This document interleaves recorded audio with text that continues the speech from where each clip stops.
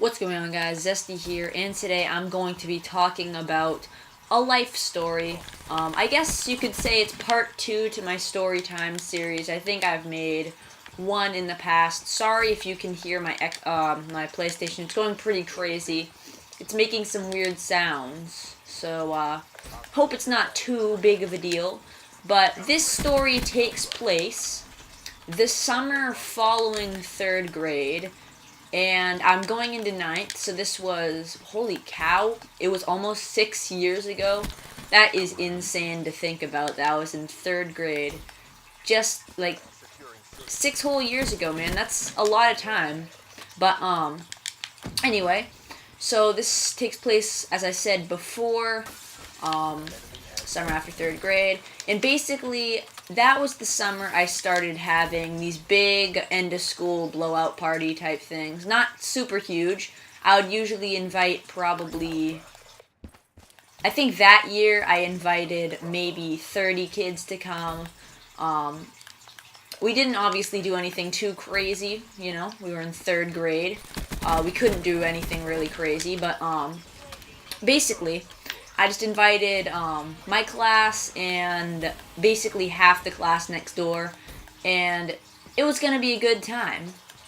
Now, people were like RSVPing all the way the week leading up to that, and, you know, there's actually a story to do with that, and I think I'm going to make a video about that, maybe my next video. Leave a comment if you want me to tell you about that, but this is about the time I almost died. So you might be thinking, dude, how could you almost die at a party, you know, or drown at a party? Basically, it was a pool party. That was the whole thing. I have this pretty good pool. It's not super huge, but it's in ground and it looks pretty nice, and it's got a patio thing along it. And all my friends come over a lot and just swim in it, you know, even to this day.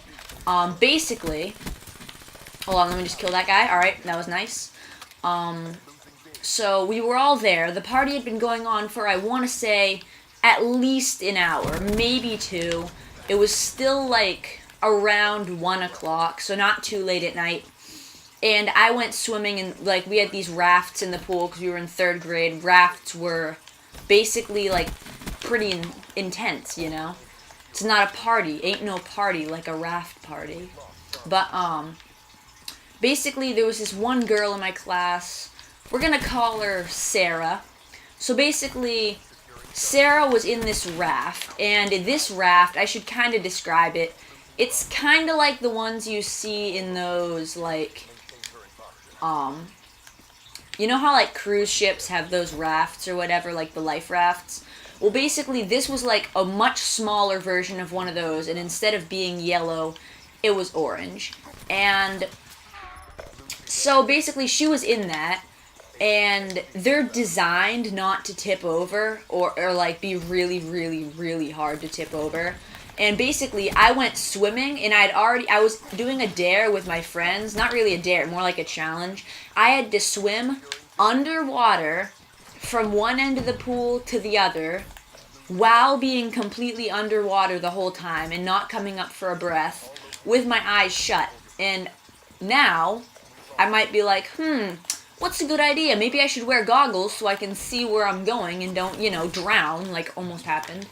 But basically, I started swimming, and I made it pretty much 3/4 of the way.